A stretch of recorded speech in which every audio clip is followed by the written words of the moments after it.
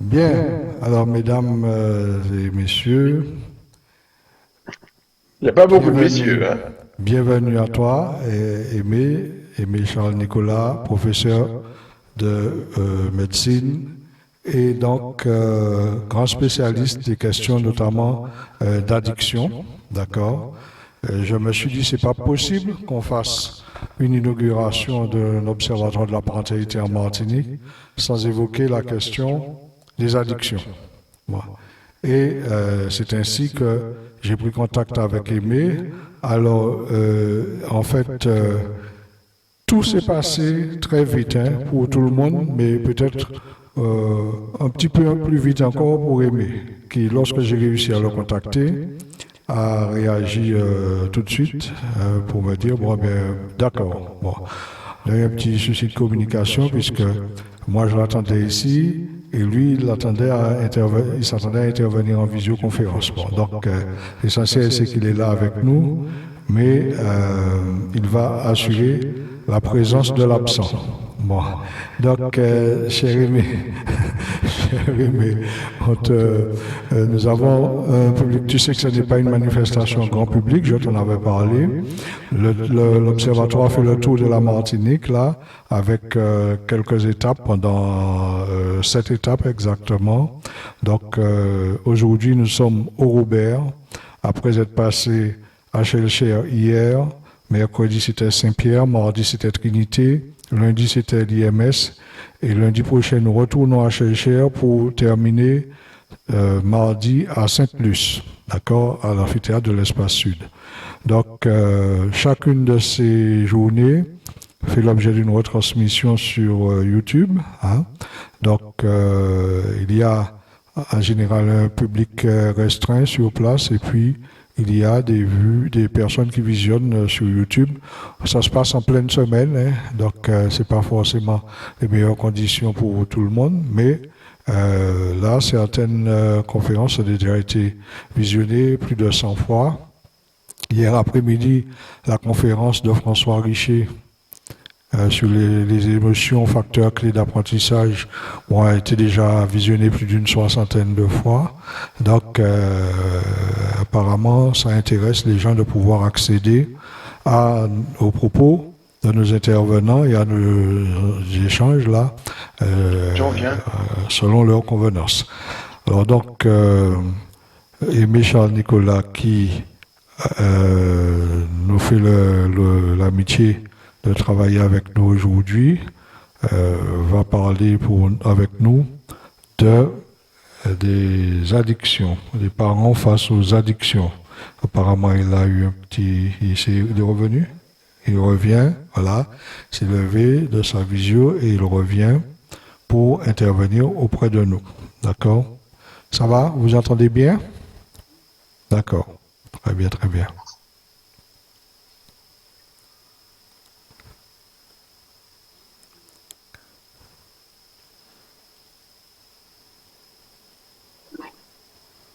C'est bon?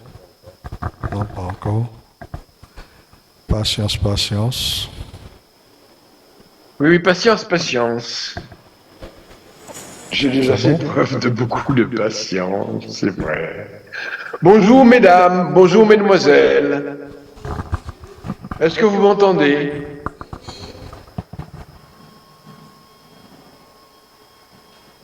Non. Bon, ça fait rien, je commence quand même.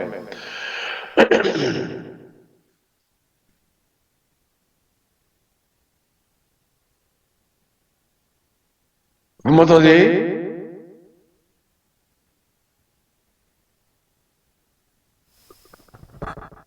Charles, tu m'entends? Charles? Oui, on t'entend. Ah bon, d'accord. On t'entend. On te voit, on t'entend. Donc, Alors, on est dans une salle dans donc laquelle il y a j'ajoute. beaucoup de Ok, réverbération. ok, d'accord. Si vous m'entendez, ok. Parfaite, Bon, je mais vais essayer de ne pas perdre de je crois temps. que tout le monde dans la Donc, je salle te vous comprend. remercie de votre présence et, euh, et je vous dis bonjour ou bonsoir pour moi. Bon, donc aujourd'hui, nous allons donc examiner une question qui concerne la Martinique tout entière, qui est celle de la parentalité face aux addictions. Je dis la Martinique tout entière parce que personne n'est à l'abri des problèmes de toxicomanie, des problèmes d'alcoolisme, des problèmes de consommation de drogue et même maintenant beaucoup de consommation d'écran excessive. Excessive. Et donc, c'est pour cette raison que je suis content que vous puissiez poser des questions et tenter de répondre. Je vais tenter de répondre à vos interrogations. Donc, d'une manière générale, ce qui me semble important à souligner d'emblée pour entrer dans la problématique des parents, c'est que les parents sont souvent, disons, épuisés. Alors, je vais essayer de vous présenter deux, trois petits, de partager, je vais tâcher de partager l'écran avec, oh là, qu'est-ce que c'est? C'est pas du tout ça. Je partage l'écran.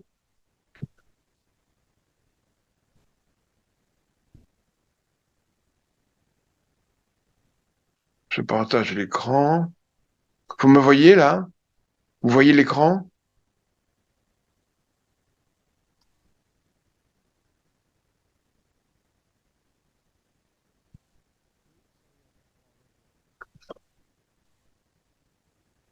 Vous ne voyez pas l'écran? Si, maintenant on le voit. Bon, alors, donc ce que je voulais vous dire à ce sujet, c'est essentiellement, parce que je vais passer à ça.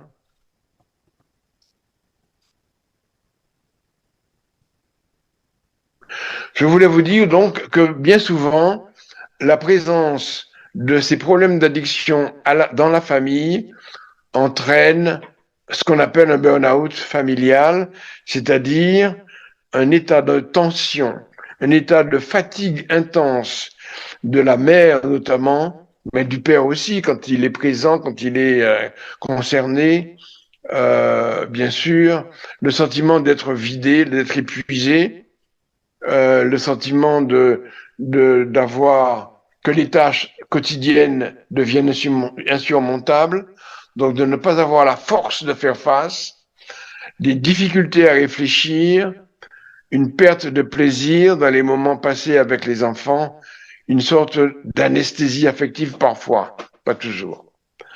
Et donc, cet état-là, c'est la conséquence donc d'un certain nombre de euh, manifestations violentes à la maison avec la question de la consommation de toxiques d'une manière générale, une consommation excessive. Et, euh, et donc, on est en face donc d'une sorte de dépression. C'est pas vraiment, pas toujours en tout cas une dépression, mais enfin, ça ressemble beaucoup à une dépression avec une tristesse, une fatigue, une perte du plaisir, parfois des idées de suicide, une perte de confiance en soi, des troubles du sommeil. On a honte quand on habite par exemple dans une cité, on rase les murs parce que tout ce qui se passe de mal dans la cité, les vols, les cambriolages, etc., sont évidemment le fait de votre enfant. C'est ce qui se dit, et donc vous avez honte, et donc vous en avez assez. Et donc, cette accumulation cette accumulation du stress familial peut mener à l'épuisement et à terme à la dépression. Alors, il faut savoir que cette dépression, enfin en tout cas cette violence dans l'ambiance familiale, ces chantages, ces menaces de l'enfant, cette tension qui persiste dans la famille doit nécessiter, à mon avis, un coup de fil, un coup de téléphone à l'attrait. Donc, je vous demande de noter ces 2 numéros de téléphone de l'association Latray, parce que l'association Latray, c'est une association de parents de toxicomanes. Association Latray, c'est une association de convivialité, de soutien, d'échange d'expériences de parents de toxicomanes. Donc 0596 00 64 08 ou 0596 68 22 63. Bon, je pense que les deux fonctionnent. Bon, alors, euh, le, le tableau clinique donc de l'épuisement familial étant dressé, je veux vous dire quelques mots de la consommation de cannabis, de la consommation de crack, et puis vous allez donc vous passer la parole et vous allez donc pouvoir poser les questions que vous voulez. Alors, donc, à propos du cannabis, la cannabis et la Caraïbe, donc c'est juste un mot hein, pour vous rappeler simplement que le cannabis n'est pas une plante martiniquaise, que c'est une plante pardon, d'importation, peut-être importée par les esclaves africains, donc il y a 200 ans. Donc c'est une plante qui arrive donc dans la Caraïbe autour des années 1830, 1840, et, euh, et donc vous savez combien les Martiniquais considéraient que tous ceux qui portaient des locks étaient des consommateurs de cannabis. Ce temps-là est passé, c'est comme ça hein, qu'on voyait les consommateurs de cannabis avec des locks. Qui dit consommateur de cannabis dit porteur de locks, qui dit porteur de locks disait consommateur de cannabis. Mais en réalité, aujourd'hui, vous avez bien vu que tout le monde maintenant porte des locks sans être consommateur de cannabis. Mais et donc c'était donc l'époque de ces Rastafari, des Rastas, les Rastas. Et je vous rappelle que il s'agit d'une nouvelle religion qui a émergé en 1860 en Jamaïque. Et donc la Jamaïque, c'est le berceau du rastafarisme. Et donc vous avez entendu parler évidemment du reggae et des grands chanteurs de reggae. Je ne vais pas insister. Et voilà. Donc c'est surtout en 1930 que le mouvement Rastafari à la Jamaïque éclate. C'est donc pour connaître le contexte que je vous dis ça, parce que aujourd'hui, il y a une polémique à propos du cannabis et cette polémique est alimentée par des idées très contradictoires concernant le cannabis. Et donc, il y a des gens qui pensent que le cannabis est une drogue douce. Et effectivement, le cannabis a été légalisé dans beaucoup de pays. Il a été dépénalisé dans beaucoup de pays. Donc, qui dit dépénalisé, ça veut dire que la consommation n'est pas un délit. Ça veut dire donc que cette dépénalisation entraîne une impunité à consommer du cannabis. C'est la dépénalisation. Et puis la légalisation, ça veut dire que c'est l'État qui vend le cannabis et donc on arrête ainsi le trafic. On poursuit donc les trafiquants, mais en principe, donc c'est l'État qui touche une taxe sur la vente du cannabis. Et ça, cette légalisation, elle est présente dans, je vous dis, plusieurs pays européens et des pays d'Amérique, de la Caraïbe et des États-Unis, certains États, beaucoup d'États, les États-Unis. Donc voilà, hein, ici, le trafic de cannabis dans la Caraïbe, qui vient donc, comme vous le voyez, de, qui vient d'Amérique du Sud, Colombie, essentiellement, et qui vient également de Jamaïque et aussi de ce qu'on ne dit pas là, mais enfin bon, un peu du Venezuela. Bon, donc, alors les effets, je voulais vous dire quelques mots des effets du cannabis. Le cannabis entraîne une douce euphorie et une relaxation quand on fume très peu de cannabis. Mais quand on augmente la consommation de cannabis, il peut y avoir des rires immotivés, des expériences sensorielles euh, excessives, on entend trop fort, très fort en tout cas, et on voit de manière excessive, très lumineuse. Il y a une distorsion du temps, un ralentissement du temps. Il y a une augmentation de l'appétit, ce qui explique qu'on utilise effectivement le cannabis pour les personnes en, qui ont un cancer, par exemple, qui sont sous chimiothérapie et qui n'ont pas faim.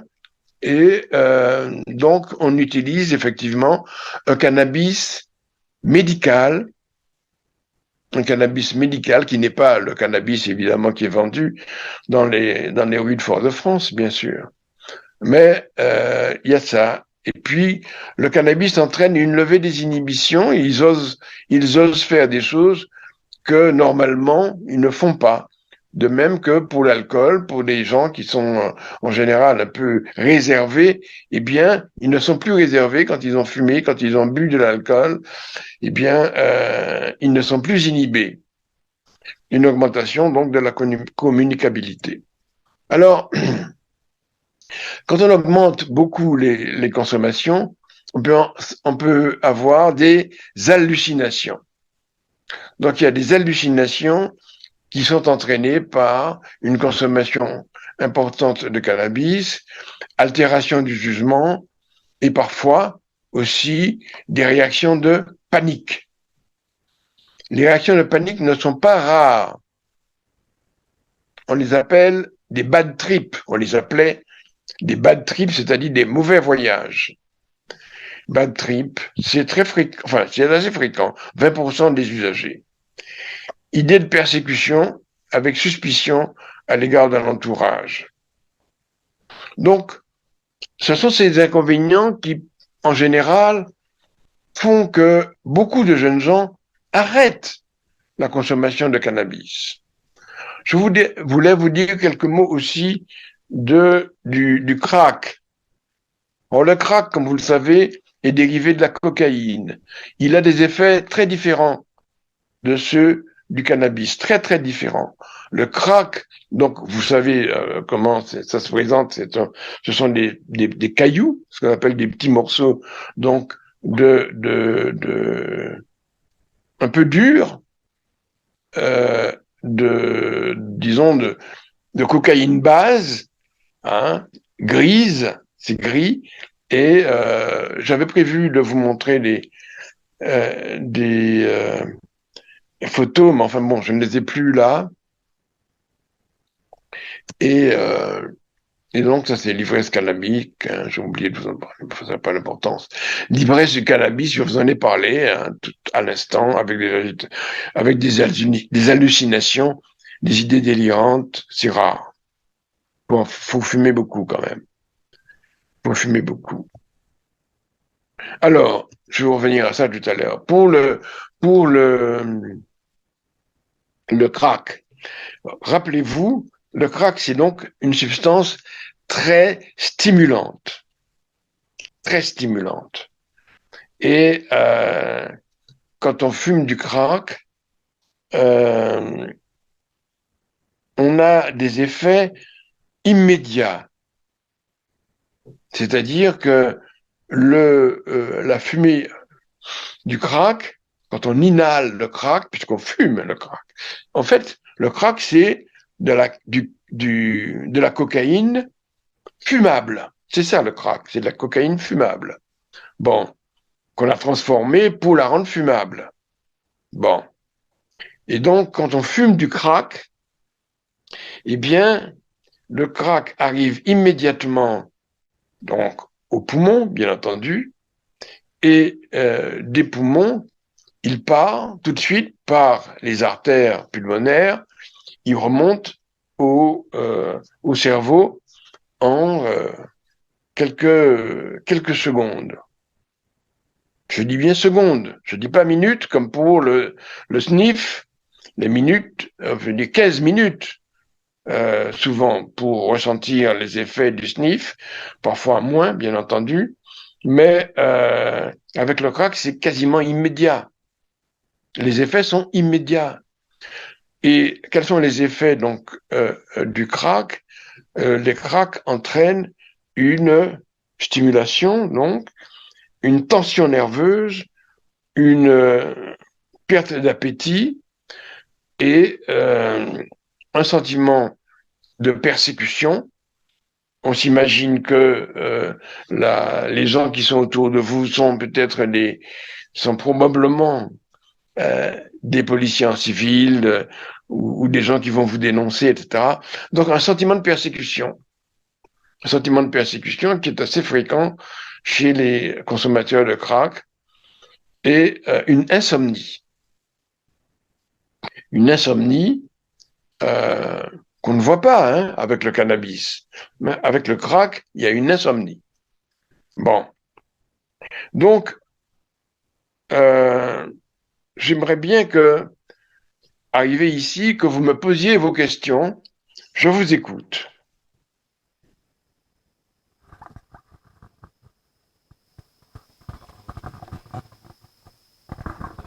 Bon, très bien. On va gérer le micro qui veut bien fonctionner à l'heure actuelle. Tiens. Oui, allô? Allô? Allô? Oui. Bonjour, monsieur. Non, je suis en visioconférence, là, excusez-moi. Je suis en visioconférence, là, excusez-moi.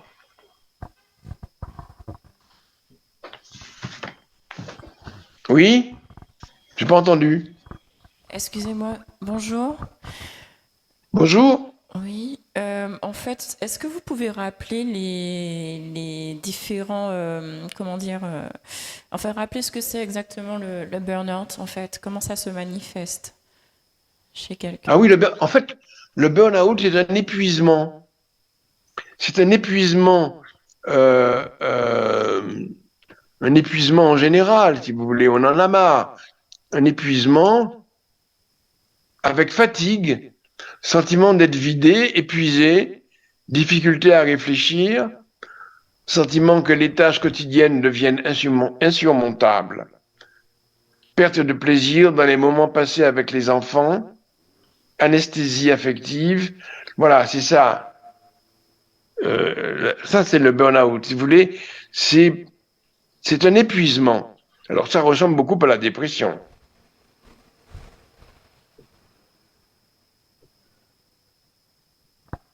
Est-ce que vous voulez en savoir davantage? Oui, alors, tu as parlé des personnes qui arrêtent le cannabis. Est-ce une expérience facile, compliquée, difficile? Quels sont les facteurs clés de succès? Est-ce que tu peux nous en parler, s'il te plaît? Oui, non, c'est-à-dire qu'il s'agissait d'arrêt spontané. Je veux dire que sur une dizaine de jeunes gens qui ont 15-16 ans, qui fument du cannabis ensemble, eh bien, la plupart, effectivement, fument ensemble, et puis il y en a un ou deux qui fument de plus en plus souvent seuls. Et les autres arrêtent parce qu'ils ont 16 ans, 17 ans, il y a des filles, il y a le cinéma, il y a la musique, il y a des livres, il y a des choses qui les intéressent, des manifestations, des discussions. Ils restent à discuter avec les copains pendant très longtemps, la nuit même, et donc ils arrêtent. Sur 10, il y en a 8 qui arrêtent spontanément de consommer du cannabis. Mais sur les deux qui restent, sur les 2 qui restent, il y a un glissement rapide à la consommation régulière tous les jours. Et puis ils disent, mais j'en ai besoin pour dormir. Si je n'ai pas fumé 2 joints dans la soirée, je n'arrive pas à dormir. J'ai besoin de ça. Et puis, mais je m'arrête quand je veux. Et puis, ils continuent comme ça à consommer, à augmenter leur consommation en disant, je gère, j'arrête quand je veux. Sauf que tous les jours, ils en ont envie. Et puis voilà. Donc, ça s'installe une espèce de consommation régulière qui va devenir addictive, c'est-à-dire toxicomaniaque. Et donc, cette consommation toxicomaniaque entraîne un retrait. Ils sont de plus en plus enclins à rester seuls chez eux et ils se désintéressent. Ils se désintéressent des choses. Alors que des copains sont excités par un certain nombre de choses dans la vie, hein. Je vous ai dit, par des passions, je sais pas, par la pêche, par la musique, etc. Eh bien, eux n'ont pas tellement, ils n'ont pas de hobby. Ils ne s'intéressent pas à grand chose. Et plus ça va, au bout de quelques années, comme ça, ils s'intéressent ils ne s'intéressent plus à rien. Bon. Alors, la question de comment arrêter le cannabis, comment arrêter une consommation de toute façon de drogue, de substances quelconques, eh bien, je pense que vraiment ça dépend de la personne. Il faut savoir que parmi les complications du cannabis, il y a aussi des complications psychiatriques, et je parlais d'apathie tout à l'heure, de retrait, d'indifférence, mais il y a aussi des complications psychotiques avec des psychoses délirantes aiguës, hein, et des psychoses délirantes aiguës, ça fait peur aux parents. Et donc on l'emmène immédiatement à l'hôpital psychiatrique ou bien au CHU, aux urgences. Et donc on lui donne un antipsychotique et en général, au bout de 2-3 jours, la psychose disparaît. Donc, ça, c'est la complication. Maintenant, comment arrêter donc une intoxication chronique, une toxicomanie, une addiction au cannabis? C'est l'affaire de plusieurs années. C'est l'affaire de plusieurs années parce que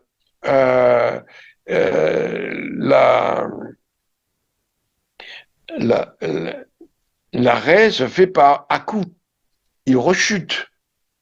Et donc il voit par exemple une psychologue, mais il voit surtout un addictologue habitué aux addictions. C'est plutôt comme ça, à mon avis, qu'il faut voir vraiment un addictologue, parce que bon, ça nécessite quand même une certaine compétence. Eh bien, l'addictologue donne un certain nombre de conseils, mais écoute beaucoup les conditions de consommation et en particulier les conditions de rechute, les circonstances de la rechute. Et les circonstances de la rechute sont souvent liées à des stimuli. Bon, quels stimuli? Eh bien, c'est à lui, c'est le patient qui sait quels stimuli provoquent les rechutes. Quels stimuli provoquent les rechutes? En particulier, ce sont des stimuli liés à la substance. Par exemple, quand on voit le crack, on a envie de consommer du crack. Quand on voit le cannabis, on a envie de consommer du cannabis. Eh bien, il y a pour déconnecter en quelque sorte la consommation du stimulus, eh bien, il y a des techniques de désensibilisation qui sont faites. Ce sur quoi je veux insister, c'est que tout ce qui a été lié d'une manière ou d'une autre à la consommation peut être un stimulus de consommer. C'est-à-dire que si on a l'habitude de consommer dans un endroit précis, on aime bien se retrouver, par exemple, dans la mangrove ou bien chez soi, euh, eh bien, chez soi, je veux dire, dans une chambre, avec une odeur particulière de la chambre, particulière, avec une musique particulière, euh, eh bien, quand on entre dans la chambre, ou bien quand on entre dans la mangrove, là, dans le ghetto, eh bien, on a envie, même si on va voir quelqu'un et qu'on n'a pas l'intention de fumer, eh bien, la connexion, le réflexe conditionné, c'est un mot important, euh, entre le stimulus et la consommation, déclenche l'envie qui est souvent irrépressible de consommer. Donc, le travail de l'addictologue sera de déconnecter le stimulus de la consommation, c'est-à-dire avoir progressivement de se mettre dans la situation sans consommer. Donc voilà, ça se fait aussi souvent par réalité virtuelle, c'est-à-dire qu'on peut prendre une photo de de la chambre, par exemple, ou bien une photo de la mangrove où on se trouve, ça déclenche, quand on la regarde, quand le patient la regarde, ça déclenche l'envie, eh bien, on travaille à ne pas consommer malgré l'envie. Donc c'est une répétition comme ça. Voilà. Voilà un exemple concret en addictologie pour déconnecter le stimulus de la consommation. Donc avec cette réalité virtuelle, on peut faire des choses tout à fait on peut faire des progrès très intéressants. Donc en déconnectant le stimulus de la consommation. Et voilà. D'autres questions?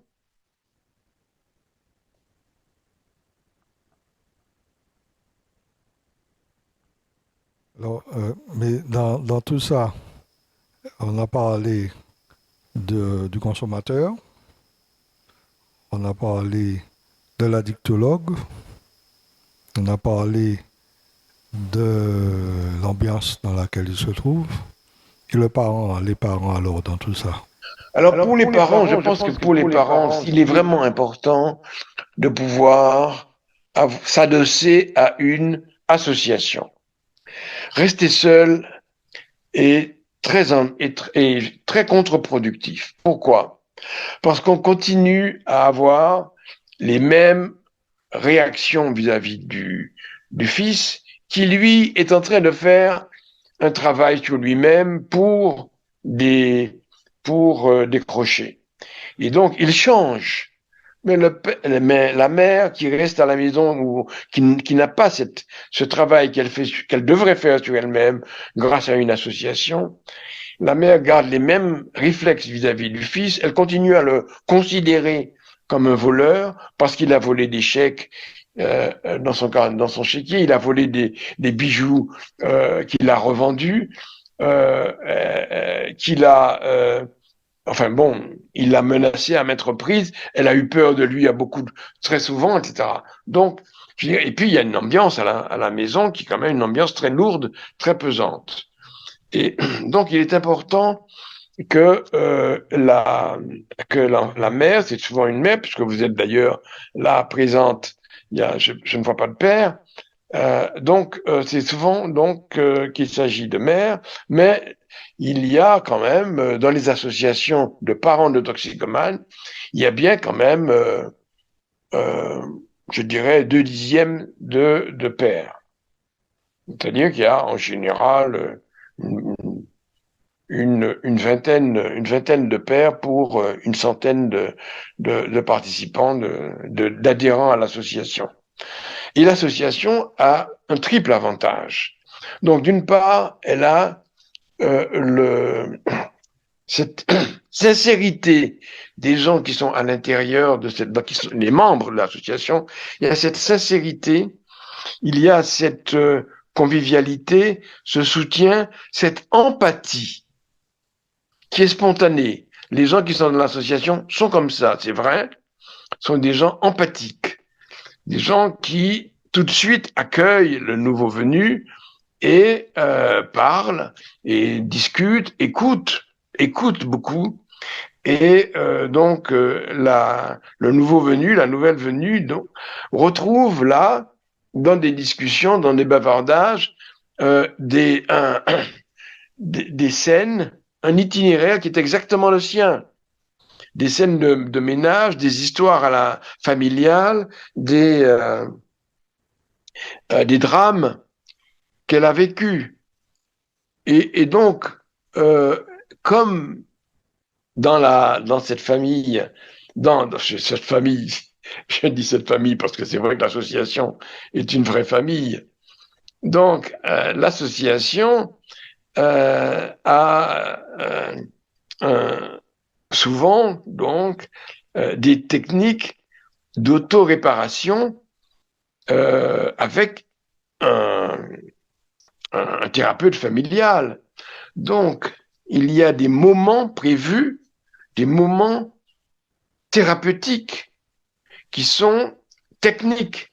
Je veux dire qu'il y a, par exemple, 1 heure, 2 fois par semaine, par exemple, 1 heure prévue avec un thérapeute familial systémique pour discuter avec des familles qui, peut-être pas toutes les familles, bien sûr, et puis elles sont pas toutes d'ailleurs au même niveau d'avancement dans la réparation, dans l'autoréparation, eh bien, il y a des moments techniques de traitement systémique de la famille. Alors, bon, comme je le disais tout à l'heure, souvent le père évite, il ne vient pas. Il a toujours de bonnes raisons de ne pas venir, mais enfin, c'est pas le cas de tous les pères, hein, je dis. Alors, même quand vous êtes seul, quand la mère est seule, eh bien, elle peut avoir avec elle sa sœur et parfois aussi le patient, le jeune, qui peut être d'ailleurs une fille. Hein, donc, je dis le jeune parce que c'est plus souvent des garçons.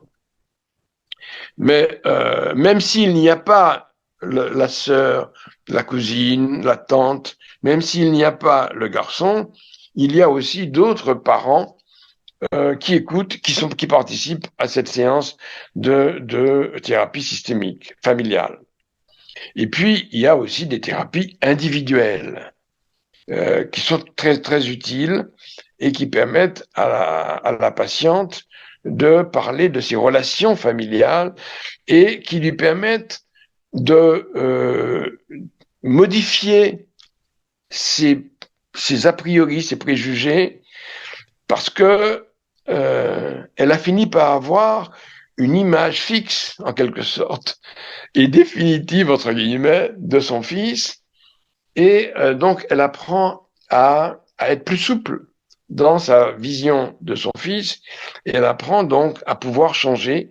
Et effectivement, si le fils lui-même change, si effectivement il est dans une... Parce qu'en fait, c'est vrai que lorsque les parents vont mieux, le fils, alors qu'il n'a pas encore consulté, peut déjà aller mieux et parler autrement et manifester des moments de difficulté, des moments de tristesse, des moments où il se pose des questions, où il aurait finalement, avec cette accumulation d'ennuis qu'il a eu, il a perdu son travail, il a perdu sa petite amie qui s'est lassée, ses copains se tirent, s'en vont, etc.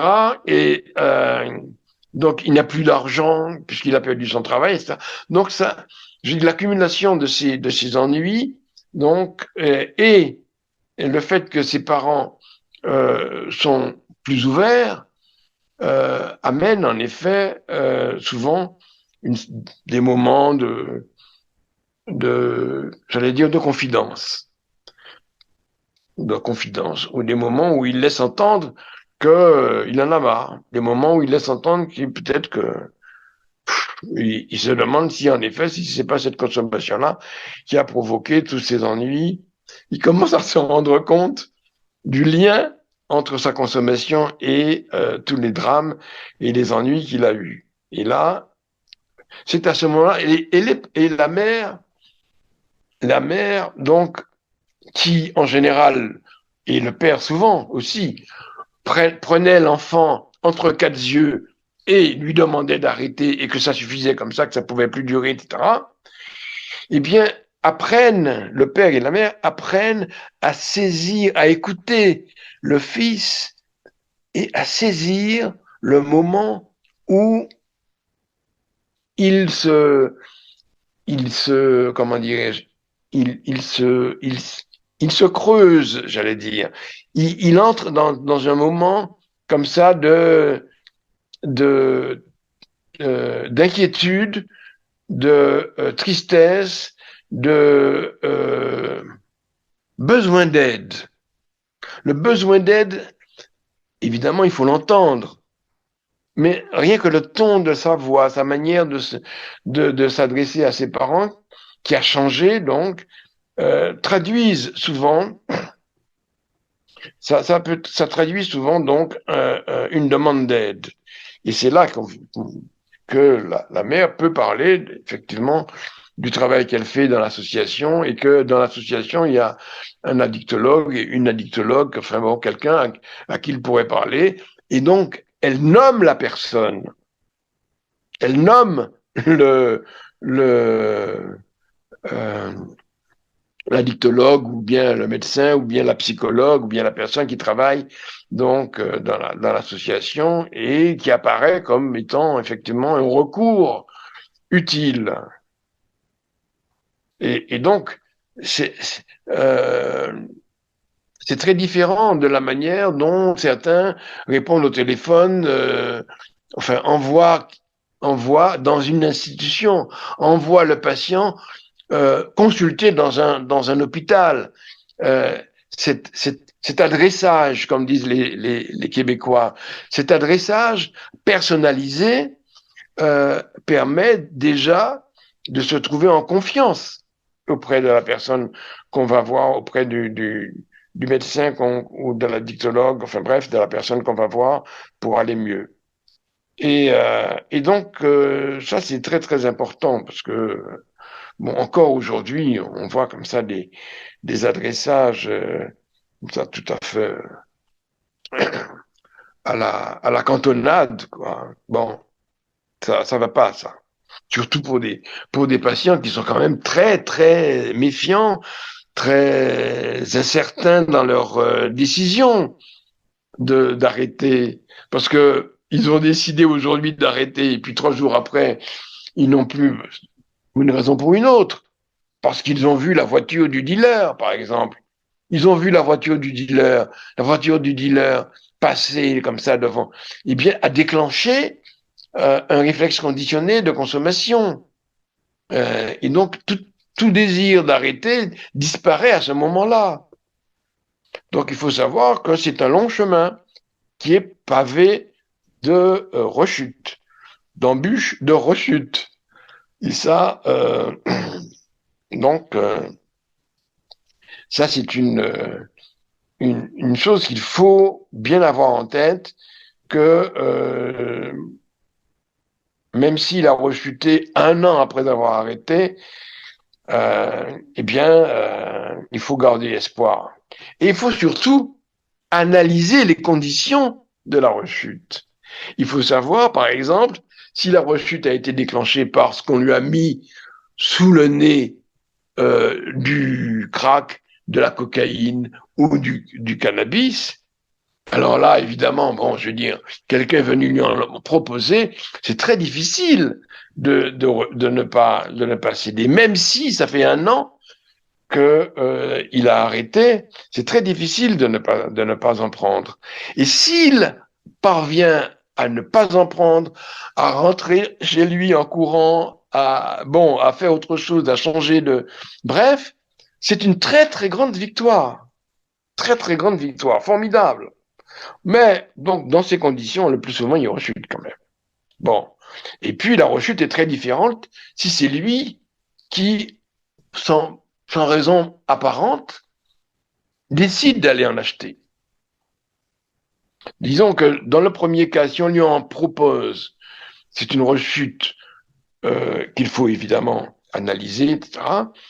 Si c'est lui-même qui prend l'initiative comme ça, apparemment, euh, out of the blue, comme disent toujours les Canadiens anglophones cette fois, eh bien, baf, il part et il va en acheter.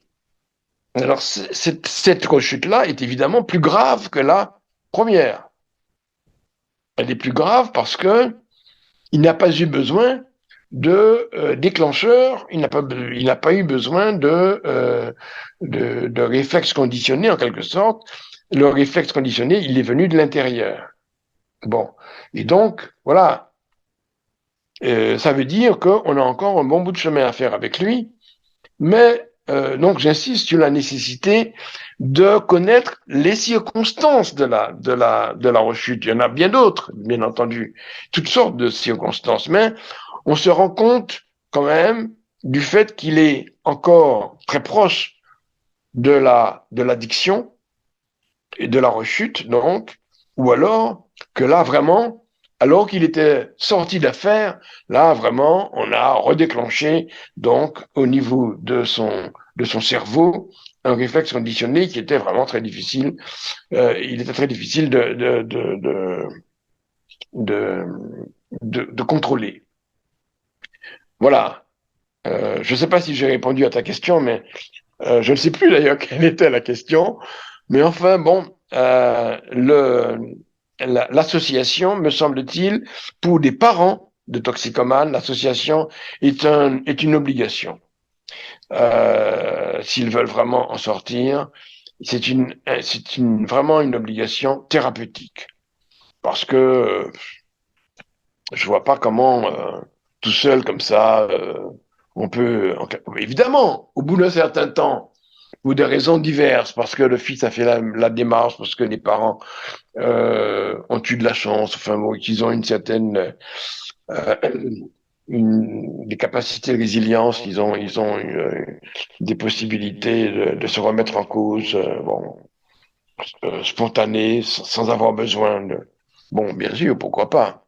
Mais quand on est là, comme je viens de le dire, là, en plein burn-out, eh bien, il faut aller voir une association. Et l'association, vous la connaissez, c'est la TRAI en Martinique. Alors l'intérêt quand même, il faut bien voir, l'intérêt de la TRAI, c'est que d'une part, elle a cette convivialité, elle a cette empathie, cet accueil euh, de solidarité. Le mot est vraiment important. On l'utilise comme ça de façon très très fréquente, mais il faut vraiment sentir comme ça que cette solidarité est un atout très très très intéressant, très très important pour aller mieux. Et puis, donc, il y a, comme je vous le disais, des entretiens individuels, il y a des entretiens euh, euh, addictologiques, il y a des entretiens donc familiaux aussi possibles. Addictologiques, je veux dire en fait, des informations précises sur les problèmes de l'addiction et les problèmes les problèmes qui concernent la substance, bien entendu, proprement dite. Il faut connaître les effets de la substance et il faut aussi connaître toute cette psychologie de l'addiction qu'il faut autant que possible, évidemment, euh, j'allais dire screener, enfin, qu'il faut euh, adapter, enfin, qu'il faut comparer, en quelque sorte, à la situation de l'enfant parce que tous ces schémas addictologiques ne correspondent pas forcément à ce que l'enfant est, à ce qu'il ressent, à ce qu'il fait. Et donc, voilà, il faut d'abord partir de ce que l'enfant est, de ce que l'enfant fait, de ce que l'enfant ressent, de l'histoire de l'enfant, et trouver les hypothèses qui collent avec. Sinon, bon, on attend de trouver les mécanismes qui expliquent plus ou moins. Mais enfin, l'important, c'est de l'aider à sortir de la, de l'addiction, hein. C'est quand même ça qui est le plus important. Alors, bon, je peux en parler comme ça, comme un robinet, là, comme une mitraillette, je peux en parler, mais j'aimerais bien m'arrêter. Mais si vous ne m'arrêtez pas, je continue, hein. Bon, voilà. Quelle autre question? Je vous arrête, monsieur Charles Nicolas, en vous remerciant déjà. J'ai envie de vous faire part de quelque chose que j'ai vécu. J'ai vu Ah, une jeune femme qui s'adonnait effectivement à de la consommation de drogue, tomber enceinte, évidemment, elle n'est pas tombée, hein, mais elle a été enceinte. Elle a continué à prendre ses drogues pendant sa grossesse. Et juste après son accouchement, elle est retournée dans la rue avec son groupe de copains, avec l'enfant. Elle l'y a mené en landau jusqu'à ce qu'il entre à l'école maternelle. Alors, deux questions. Quels sont les effets de la drogue sur cet enfant une fois qu'il sera scolarisé, puisque nous sommes encore dans le cadre de la parentalité? Deuxième question, l'association de l'attrait a-t-elle la possibilité, que peut-elle faire pour aider les personnes en situation de grossesse et addictes? Voilà. alors, pour ce qui concerne en effet l'attrait, nous n'avons pas beaucoup d'expérience dans ce domaine et l'association n'a guère de réponse. Moi, si vous voulez, à Paris, j'avais créé une unité mère-enfant. Je vais vous expliquer ce qu'on devrait faire, ce qu'on peut encore faire d'ailleurs à la Martinique. J'avais donc créé une unité mère-enfant qui recevait des mères. Alors, à l'époque, d'ailleurs, elles étaient toutes séropositives, ou presque toutes, pas toutes. Elles étaient presque toutes séropositives. C'était dans les années 85-90. Et donc, le sida avait fait des ravages parmi les injecteurs d'héroïne. Et donc, et d'ailleurs, l'unité mère-enfant était donc dans un centre. C'était juste une grande pièce avec des berceaux. Il y avait plusieurs chambres, en fait, oui. Avec des berceaux, un berceau et un lit pour la mère. Donc, c'était mère-enfant. Et donc, les mères, on avait fait une information de bouche à oreille, comme ça, dans le milieu.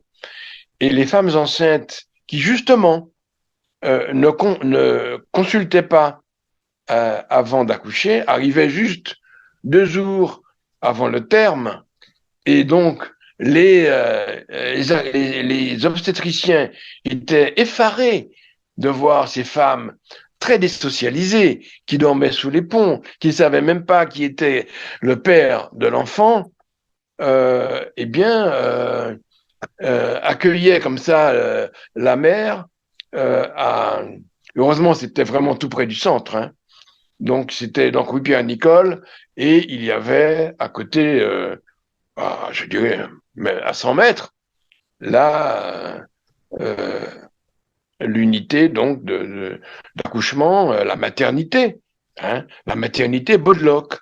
La maternité Baudeloc était tout près. Et donc, elles arrivaient comme ça, souvent sans suivi, sans avoir été suivies, encore en effet sous héroïne. C'était de l'héroïne à l'époque, hein. Et c'était très difficile, évidemment très différent de ce qui se passe ici, hein, à Martinique. Mais je vous le dis quand même, l'esprit. Et donc, j'avais eu avec le professeur Henrion, qui était le chef de service de la maternité, des discussions et un arrangement pour que on accueille correctement et de façon amicale ces femmes enceintes, qu'en général, auparavant, on engueulait. J'utilise ce mot-là vraiment parce que c'était ça, quoi. On les admonestait, enfin, je veux dire vraiment, on les engueulait de manière assez grossière, souvent, parce qu'elles arrivaient comme ça au 9e mois, sans aucun suivi, avec souvent une pathologie locale, vénérienne, avec aussi, en plus, le sida, enfin bon, bref. Et donc, les infirmières n'étaient pas sympas, pas du tout avec elles. Et donc, on a changé beaucoup l'accueil. Donc, l'accueil est devenu amical, etc. Et surtout, on avait l'habitude de les mettre à la porte après et elles repartaient, effectivement. Elles repartaient comme votre patiente, là, enfin, votre personne que vous connaissez. Elles repartaient dans le groupe d'amis consommateurs de drogue. Et donc, avec cette unité mère-enfant, elles arrivent immédiatement.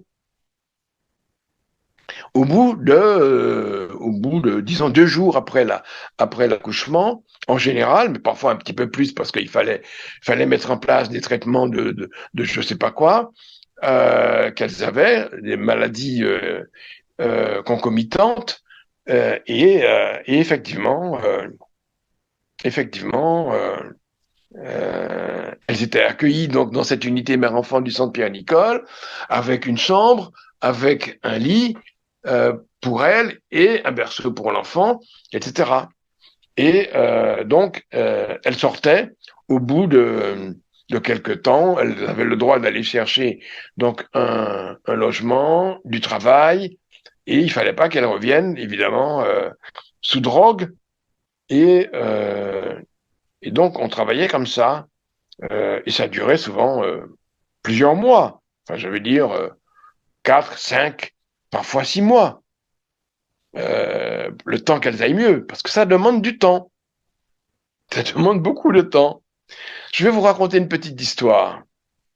Il n'y a pas très longtemps, il y a peut-être, enfin, il y a déjà 4, 5, 6 ans peut-être, 5, 6 ans je dirais, je présidais un colloque à la pharmacie, à la faculté de pharmacie, donc dans le même quartier d'ailleurs, du côté de Port-Royal à Paris, à la faculté de pharmacie. Donc, vous savez ce que donc je donne la parole à une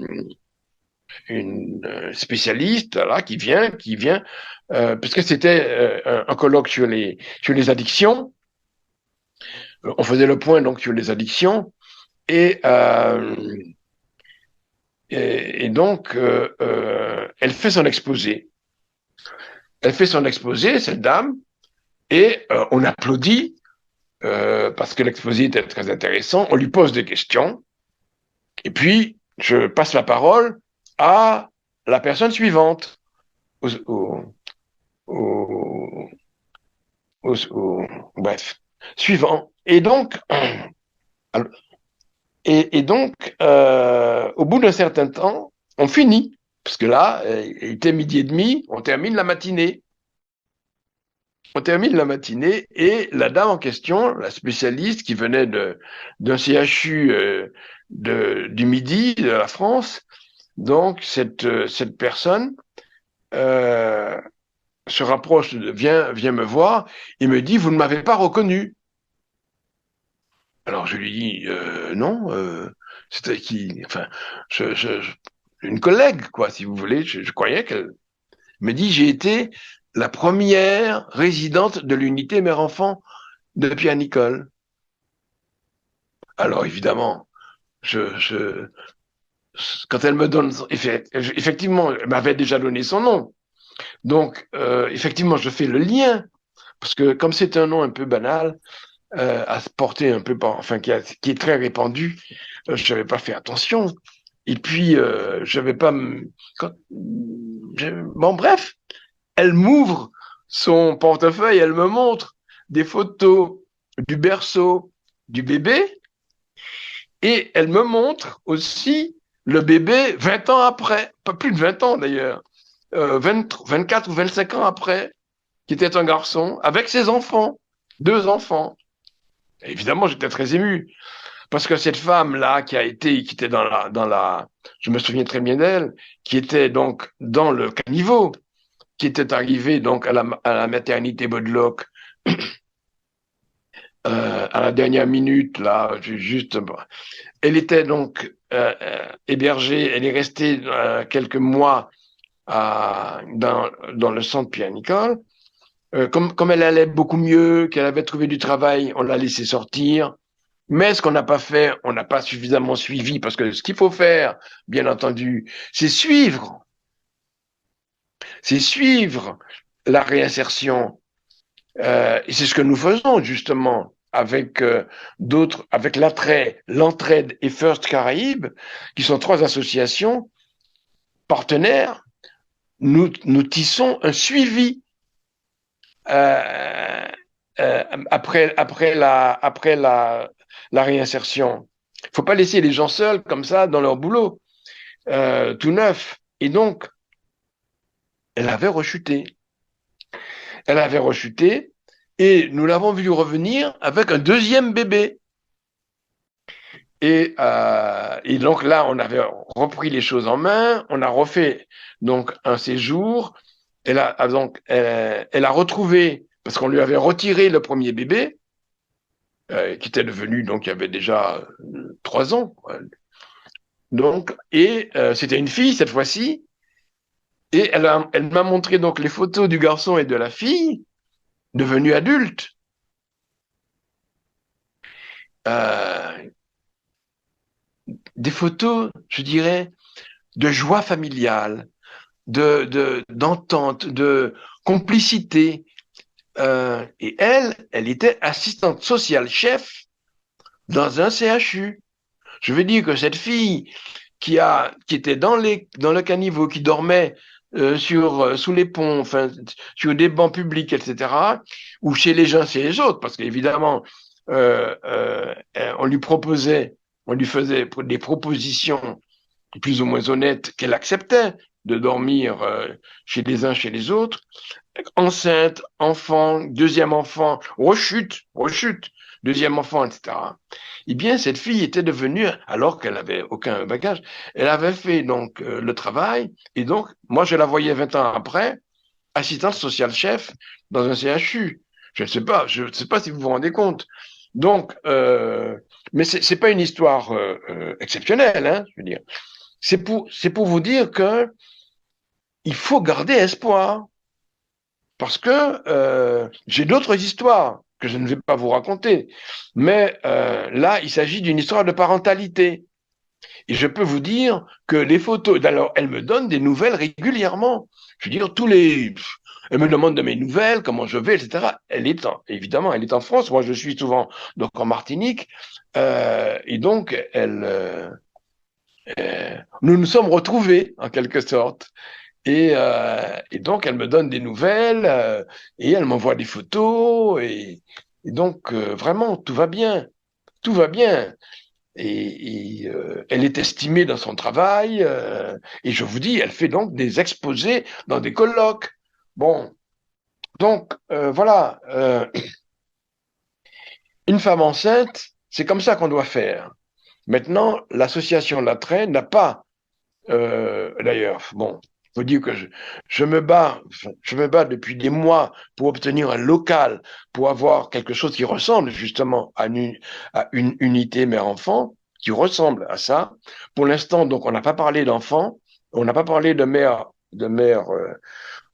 enceinte, de femme enceinte, mais on n'a même pas un local avec des chambres. J'avais demandé donc une douzaine de chambres que je cherche. Alors, on m'a promis, donc, à Saint-Joseph, dans la ville de Saint-Joseph, un ancien hôpital, mais le maire était tout à fait d'accord, très intéressé, mais son conseil municipal craignait que un lieu pour toxicomanes n'attire de nouveaux toxicomanes, il ne soit un repère de dealers. Alors, malgré mes explications, enfin bon, bref, malgré le fait qu'on ait une équipe à l'Evert en lien avec l'équipe de la communauté thérapeutique, enfin bref, c'est quelque chose de très, très bien structuré. Mais enfin, bon, pour l'instant, ça fait, je vous dis, 1 an et demi, 2 ans que je cherche et que je ne trouve pas. Donc voilà, pour les femmes enceintes qui continuent à prendre de la drogue. Alors ça dépend des drogues. Donc, je veux dire que avec le crack, par exemple, il y a toujours une intoxication du bébé qui naît en manque de cocaïne, en manque de crack, qui a donc des troubles. Le bébé, à la naissance, au bout de quelques heures, présente donc des manifestations de sevrage de cocaïne, avec une agitation, des pleurs incessants. Ce sont des enfants qui pleurent 24 heures sur 24. Donc voilà, et on traite en maternité, on traite le bébé. Et on traite évidemment, enfin on traite la mère, sauf qu'il faut assurer un suivi pendant des mois et des mois et des mois, un suivi serré dans ces cas-là. Mais serré, c'est-à-dire tous les jours. Bon, et donc, parce que quand une femme apprend qu'elle est enceinte, elle se rend compte, par exemple, bon, parfois au 3e mois, elle se rend compte, mais parfois c'est plus tard. Et parfois même, il y a un déni de grossesse. Ça m'est arrivé une fois, ou deux même, qu'elle était tout à fait étonnée qu'on lui dise qu'elle était enceinte alors qu'elle avait 9 mois de grossesse. Elle était tout à fait étonnée. Elles étaient, enfin, j'ai au moins 2 exemples en tête. Euh, eh bien, il faut mettre en place avec ces mères qui ne se rendent pas compte donc de leur grossesse, qui continuent à consommer et qui sont dans un état second en permanence, etc. Il faut mettre en place vraiment un arsenal thérapeutique avec des personnes dédiées, avec vraiment et des traitements médicaux bien structurés, bien protocolisés. Mais si elle se rend compte au 3e, 4e mois qu'elle est enceinte et qu'elle s'inquiète de son accouchement et de l'état de l'enfant, et que cette inquiétude se transforme en quasi-angoisse et qu'elle arrête, c'est ce qui arrive assez souvent. Je veux dire, comme ça, a priori, je dirais bien, même avec des toxicomanes lourdes, enfin graves, même facilement 3 fois sur 5, elles arrêtent. Et elles arrêtent pendant tout le reste de la grossesse. Sauf qu'à la fin, elles s'inquiètent pour l'accouchement et elles sont tentées d'en reprendre. C'est pour ça qu'il faut évidemment un suivi serré. Si elle a consulté, il faut un suivi très très serré jusqu'à l'accouchement pour la rassurer, en tout cas, parce que malheureusement, en fin de grossesse, souvent, elle rechute. Donc voilà, la grossesse peut être un, un, un argument convaincant pour arrêter spontanément. D'autres questions? Alors, oui.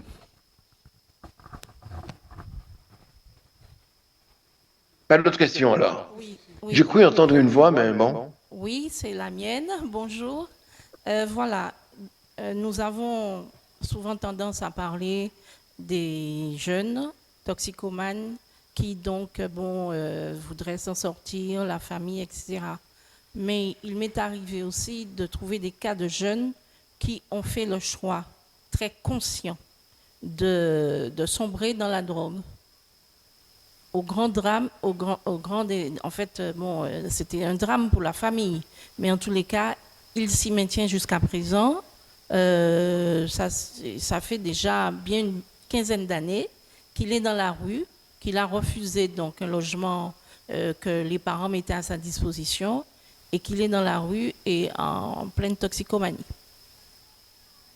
Alors, que faire? Oui, Comment oui, alors, les parents, donc, de toutes les manières, au fil du temps, c'est vrai qu'ils ont suivi des thérapies.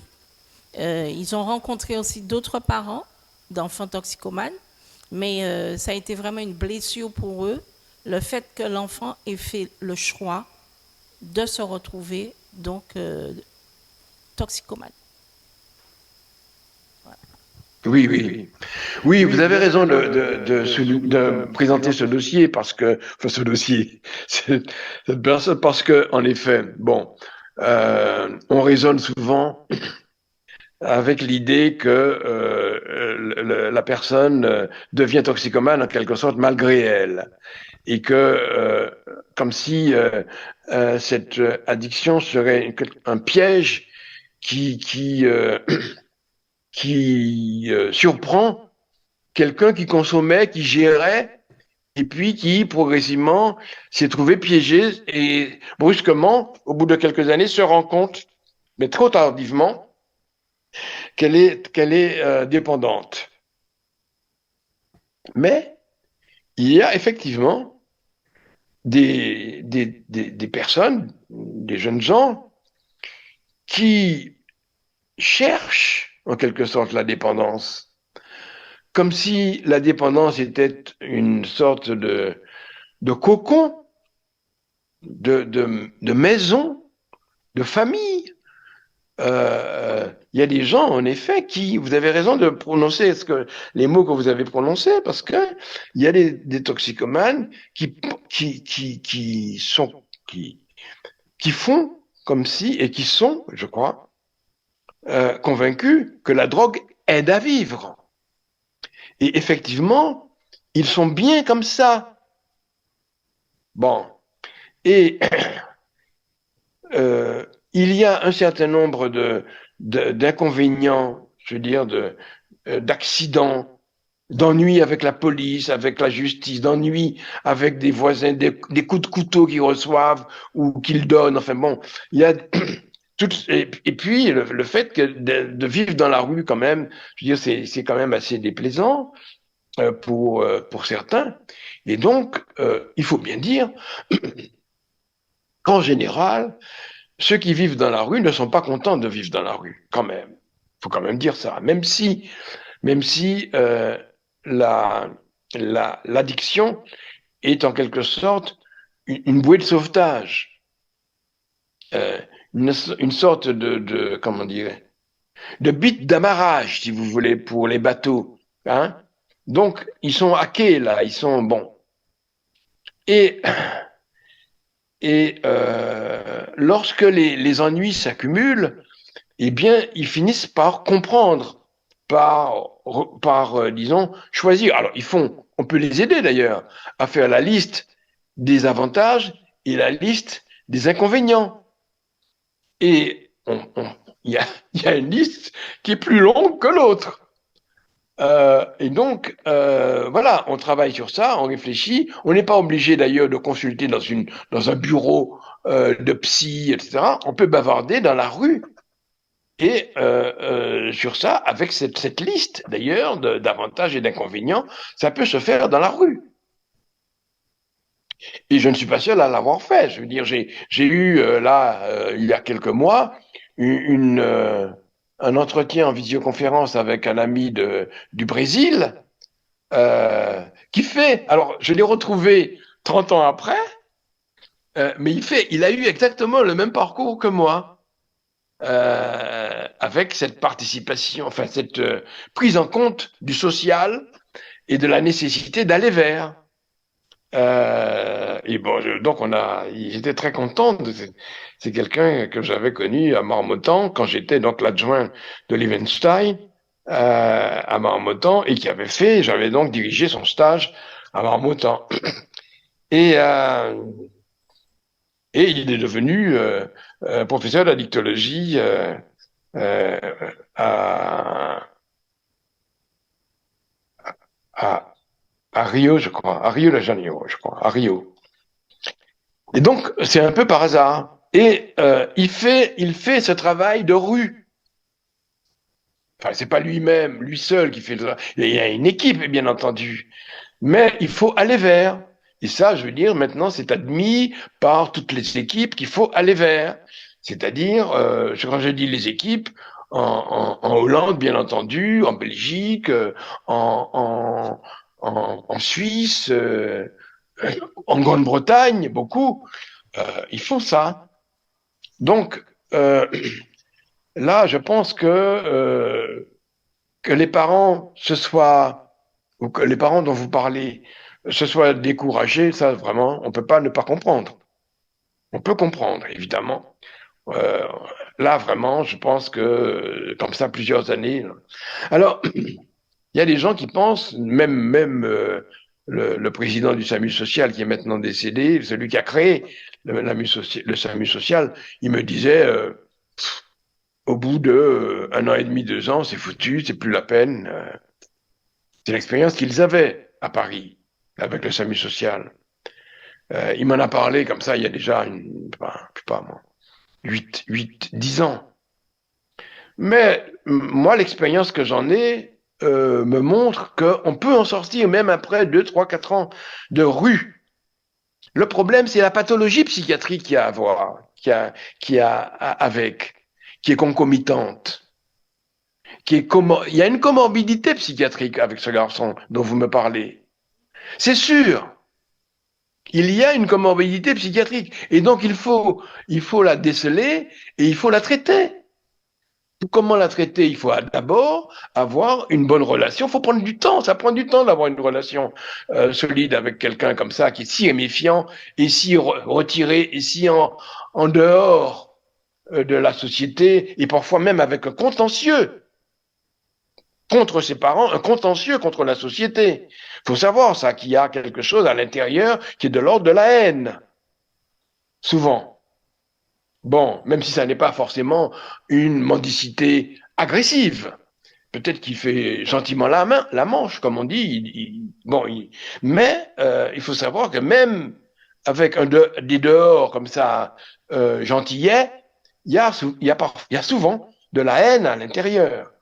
Donc il faut écouter, pour écouter, c'est pas sûr, on ne sait pas. Il faut jamais deviner. Enfin, je veux dire, on peut pas savoir à l'avance ce qu'il y a dans la tête de quelqu'un. Ça, c'est quelque chose que j'ai quand même beaucoup expliqué aux étudiants en psychiatrie.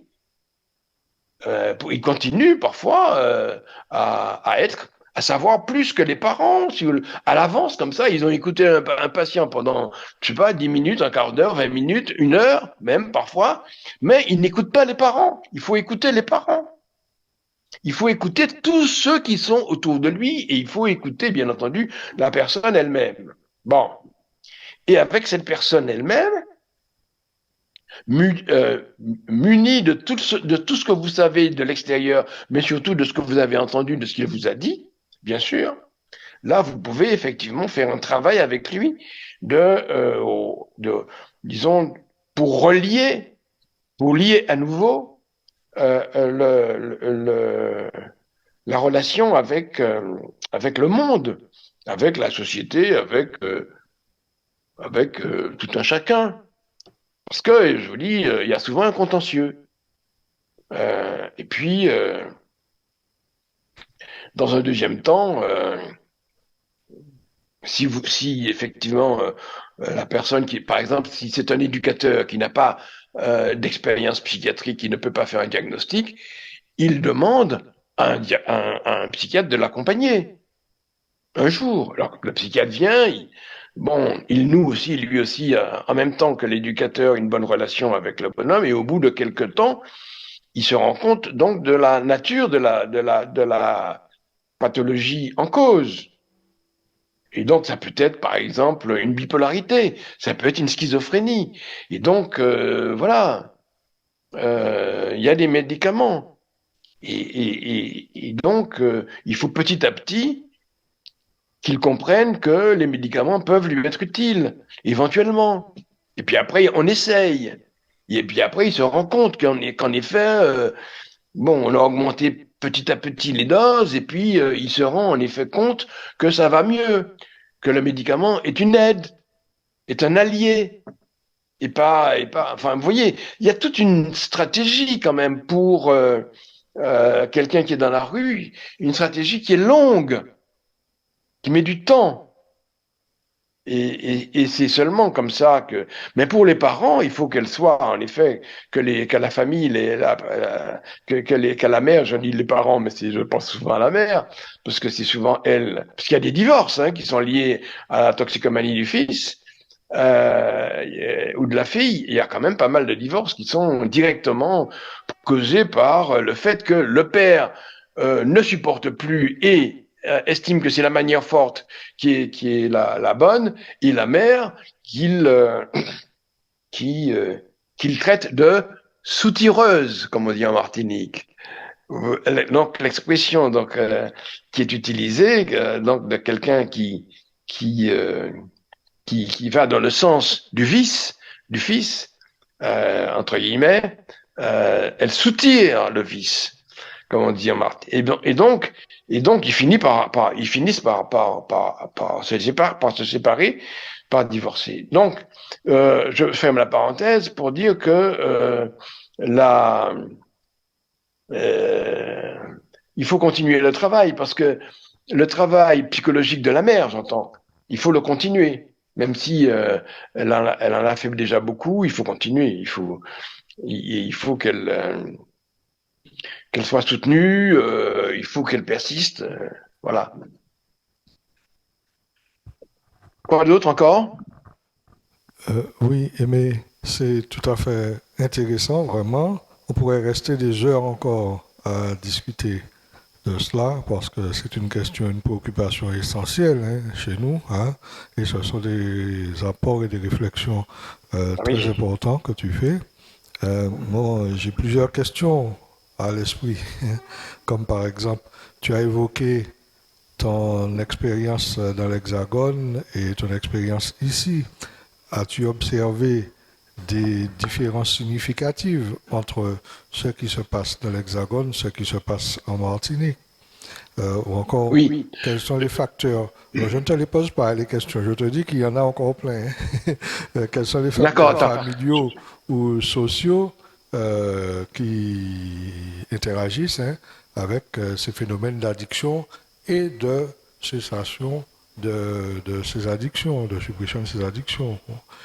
Mais la seule Je question vous que demande j'ai une envie minute. de... Je vais chercher. Non, je vais chercher à boire. Je vous demande une petite minute. Oh, oui, d'accord. Euh, Moi aussi, mon Dieu, ça donne, ça chauffe. Ça chauffe terriblement là. Ah ouais, ouais. Waouh. Le diaporama, le projecteur, le vidéoprojecteur là, je suis en train de cuire là.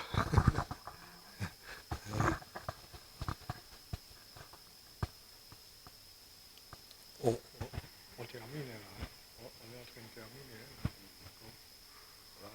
Et puis on a commencé avec du retard, on finit avec du retard, on a fait terminer.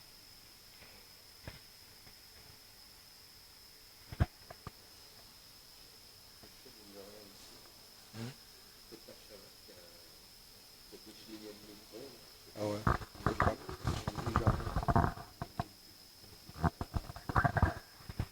Je te jure, c'est infernal.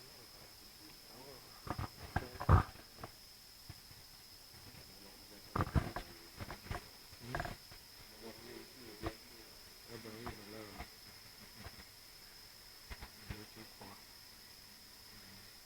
Et il est chaud, mais celui-là, il dégage.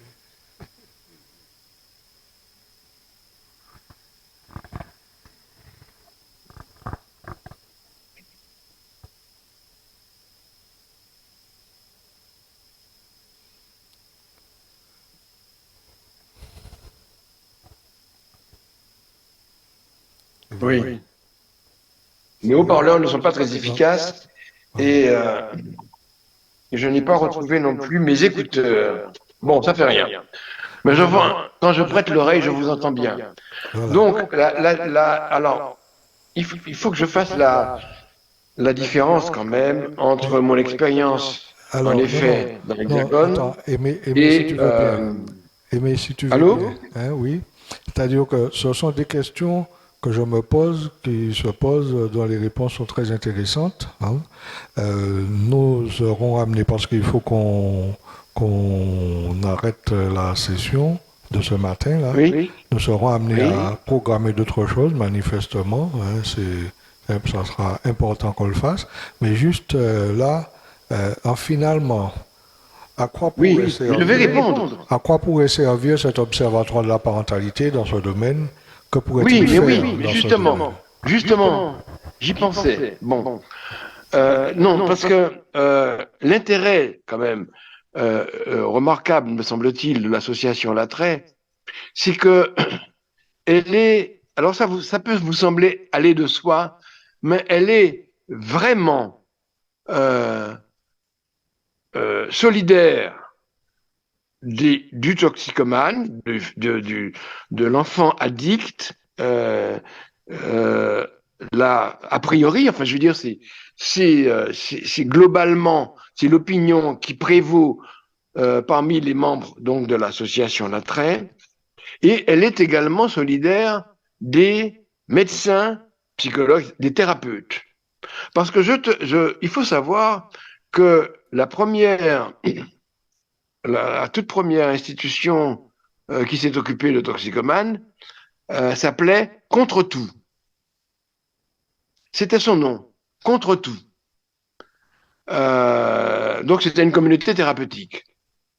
Et à l'époque, dans les années 90, 2000, beaucoup d'institutions qui s'occupaient de toxicomanes aux États-Unis étaient sans thérapeute et même anti-thérapeute, anti-médicales.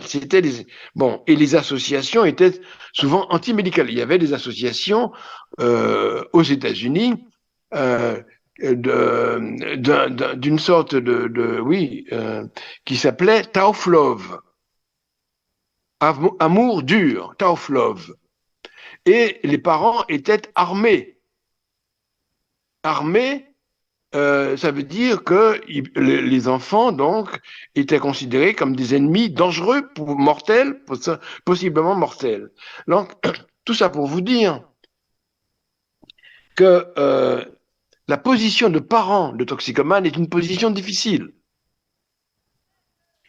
Et donc, quand on a subi ce qu'ont subi les parents, on peut comprendre cette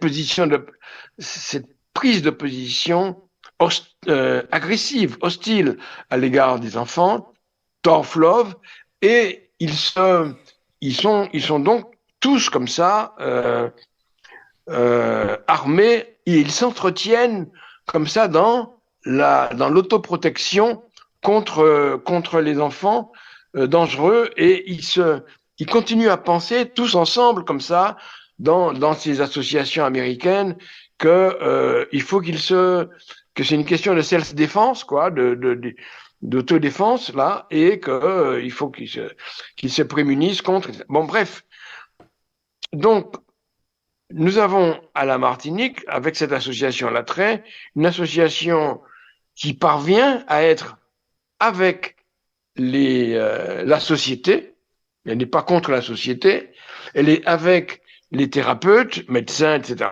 psychologues, elle est avec le toxicomane, l'addict, etc.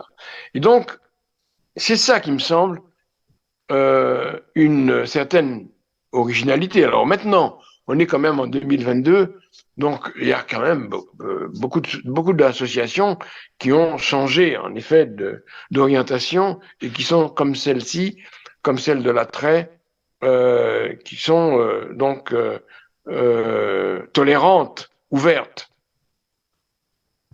Et donc la parentalité là est directement questionnée parce que il y a derrière tout ça une culpabilité une culpabilité qui a été des parents, donc, qui a été quand même assez souvent remuée. Moi, je veux dire, il y a des gens qui ont quand même touillé comme ça la culpabilité, entretenu la culpabilité des parents qui ont déjà spontanément, bien entendu, la question qu'est-ce que j'ai fait pour avoir un fils dans cet état, enfin toxicomane, etc. Mais qu'est-ce que j'ai fait de mal? Et donc, c'est quand même une question là, j'en ai pour 2-3 minutes, hein, je sais qu'il faut arrêter, j'ai bien compris qu'il faudra un jour ou l'autre en reparler, mais qu'est-ce que j'ai fait? Et ce qu'il faut vraiment savoir, c'est que, en fait, cette addiction, euh, le plus souvent, elle n'est pas le fait du portrait que je viens de dresser de celui qui va chercher l'amarrage à, un, à une bite d'amarrage pour aller mieux. Je veux dire, même si le produit lui-même est une tentation pour, traiter un mal-être, ce que vous pouvez comprendre, ce que les parents, tout le monde peut comprendre ça. Bon, un mal-être, l'enfant ouvre le frigidaire et il mange et il remange et il met en place une espèce de boulimie. Et plus ça va, pire c'est. Et après, il a honte, après il vomit parce qu'il prend du poids, donc il vomit pour ne pas trop grossir. Et puis, mais bon, bref, je veux dire, je prends pas exprès l'exemple de la nourriture pour débarrasser de ce côté un peu satanique, démoniaque, la drogue. La drogue, c'est quelque chose comme ça qui fait peur. Eh bien, si je prends l'exemple des pâtes, eh bien, ils mangent des pâtes, ils mangent des kilos de pâtes. Ce sont souvent des filles, jusqu'à prendre des kilos et des kilos, à grossir de 50 kilos avec cette boulimie qui peut être également associée à une anorexie. Bon, bref, je ne vais pas entrer dans dans cette complication, enfin dans cette addiction. C'est une addiction, la boulimie. Je ne vais pas parler non plus du sucre, parce il y a pour certaines personnes, il y a une vraie addiction au sucre. Tout ça pour euh, atténuer la, le rejet qu'on peut ressentir et la culpabilisation de ses parents et de considérer les parents comme ayant mal agi avec leurs enfants toxicomanes et comme étant responsables, pleinement responsables de la toxicomanie du fils, bon, et de la fille. Donc, j'insiste sur le fait que cette culpabilisation est une erreur thérapeutique. Je veux dire, c'est pas comme ça qu'il faut aborder la parentalité parce que ça s'est fait. Ça s'est fait. Ça s'est fait dans d'autres circonstances aussi. Ça s'est fait avec les schizophrènes, avec les anorexiques. Ça s'est beaucoup fait dans les années, disons, 60, à la fin des années 60, au début des années 70, ça s'est beaucoup fait. Et je vous rappelle, avec l'antipsychiatrie, avec des bouquins de Ronald Lang et de David Cooper et des autres, ça s'est beaucoup fait. On a quand même considéré que les parents étaient responsables d'eux et que c'était donc aux parents qu'il fallait adresser des reproches, etc. Qu'ils étaient bon. Donc nous sommes là, c'est pour ça que j'insiste, nous sommes là au centre de de l'affectivité des parents qui ont des relations difficiles avec leurs enfants. Et donc, comme la toxicomanie, l'addiction a commencé tout doucement, et comme parfois il s'est laissé piéger, c'est vrai, par, par la drogue, par la substance, par le mécanisme de récompense qui est sous-jacent, le mécanisme neurologique, le mécanisme cérébral qui sous-tend donc l'évolution vers l'addiction, comme il s'est laissé piéger, eh bien, effectivement, ça a pris du temps et peut-être qu'au début, il ne s'agissait que d'une curiosité, mais qu'il y avait une sorte de fragilité qui n'est pas forcément liée à l'éducation des parents. Je veux dire, on a des gènes aussi. On ne sait pas quelles sont les prédispositions. On ne sait pas quelles sont les vulnérabilités. Donc évidemment, dans la prévention, il faut effectivement laisser entendre que nous ne savons pas, n'est-ce pas, si les enfants sont vulnérables ou non, etc., et qu'il vaut mieux ne pas toucher à la cocaïne, ne pas toucher à l'héroïne, etc., et ne pas favoriser donc la boulimie et les écrans, j'en parle même pas des écrans, ça sera pour une autre fois. Mais tout ça pour dire que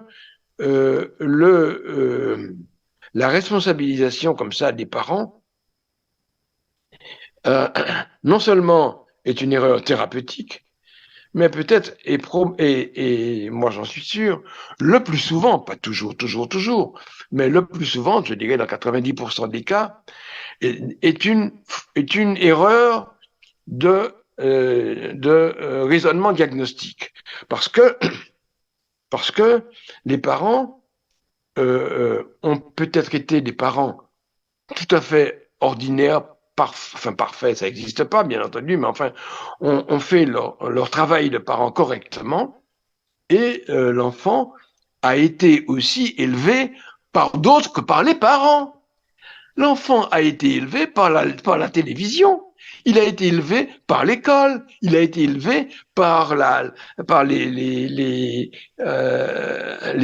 réseaux sociaux, il a été élevé par les parents, par les camarades de classe, et parfois par d'autres images d'identification comme ça, par le cinéma, par la violence du cinéma.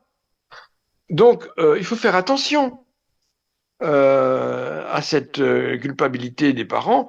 Et c'est sur ça que je veux terminer pour dire que, voilà, je vous ai laissé les numéros de téléphone de l'attrait. C'est quelque chose qu'on connaît bien, l'attrait. Merci beaucoup de votre attention. Monsieur Charles, je te donne la parole pour conclure, brièvement. Merci beaucoup, Aimé. Je suis persuadé qu'on sera amené à se revoir et à rencontrer de façon à faire une séance de travail, notamment avec l'attrait. Hein. Donc, on poursuit notre petit bonhomme de chemin. Hein. Merci. Je te souhaite un bon séjour. Et puis, nous, un bon appétit pour se retrouver tout à l'heure pour aborder la question du rôle des parents face au traumatisme. Hein. D'accord? Donc, qui sera traité par Emmanuel Laguerre. Pour finir, j'ai fait semblant de ne pas voir que Jean-Pierre Pourtois était là. Mais je ne peux pas terminer, je ne peux pas partir sans le remercier de sa présence. Je veux lui dire combien j'apprécie l'honneur qu'il me fait d'écouter comme ça si attentivement ce que je dis. Jean-Pierre, je te remercie beaucoup. Tu sais l'estime dont tu bénéficies dans tout notre milieu professionnel, et donc je suis vraiment très heureux, très honoré de ta présence. Écoutez, c'est très gentil et méchant, Nicolas. Je voulais aussi te renvoyer le même message. C'est un plaisir de t'entendre. Je dirais seulement un mot que pour une prochaine rencontre. Est-ce qu'on pourrait parler des pathologies de l'idéalité? Ah oui. Le conflit entre l'idéal du moi et le moi idéal. Oui. Une terrible souffrance qui conduit à l'addiction. Mais c'est pour une prochaine rencontre. Oui, excellent sujet, très intéressant, très intéressant. On Bravo. on va demander à Charles de prévoir à l'Observatoire une prochaine rencontre sur ce sujet entre nous. Super. Merci Alors, beaucoup. écoute, je suis très heureux de te revoir en pleine forme. Oui, moi aussi, je te vois en bonne forme, là, en très bonne forme. À bientôt. Bientôt. Au revoir. Au revoir, au revoir. Au revoir à Voilà. tous. Donc, merci Jean-Pierre. Nous, on s'arrête un petit moment pour déjeuner et puis on se retrouve tout à l'heure, je pense dans 1 heure de temps à peu près, 1 heure, 1 heure et quart, hein, à peu près. Hein, d'accord? Voilà, à tout à l'heure. Merci. Au revoir.